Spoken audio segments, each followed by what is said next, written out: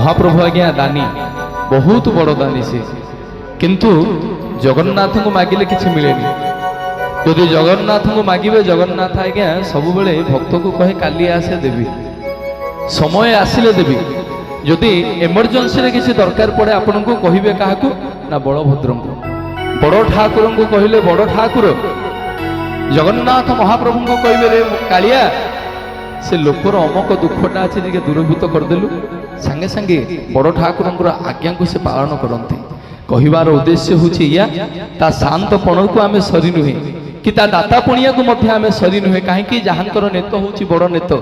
जहाँकर देउल हूँ बड़ देउल जहाँकर दांड हूँ बड़ दांड महाप्रभु रथारूढ़ हो जितेबले नंदी घोष विराजमान करती भुवन प्रसिद्ध रथयात्रा महाप्रभु नंदी घोष रथ मध्य आज्ञा सबुठारु बड़ रथ जहाँकर यात्रा आज्ञा जेकोसी महाप्रभु नित्यक्रम करती सी गोटे यात्रा आपण मैंने समस्ते जानते शयन एकादशी महाप्रभु शोइबे गोटे यात्रा महाप्रभु गोटे पट को कर लेउटेबे गोटे यात्रा महाप्रभु उठिबे गोटे यात्रा अनेक लीलाम जगन्नाथंकर अछि जे कि दारू रूपरे मानवीय लीला करुछंती कहिबी समय क्रमे आपण मानक जेतिके महाप्रभुंकर कृपा करुणा हबो आज कहिबी आपण मानक सिंह द्वार रे दुईटी सिंह अछंती आज्ञा जानिछंती कि नै प्रत्येक द्वार रे दुईटी लाखा सिंह अछंती सिंह द्वार रे सिंह अछंती हस्ती द्वार रे दुईटी हस्ती अछंती अर्श्व द्वार रे दुईटी अर्श्व अर्थ घोड़ा अछंती एवं बाघ द्वार रे दुई जण बाघ अछंती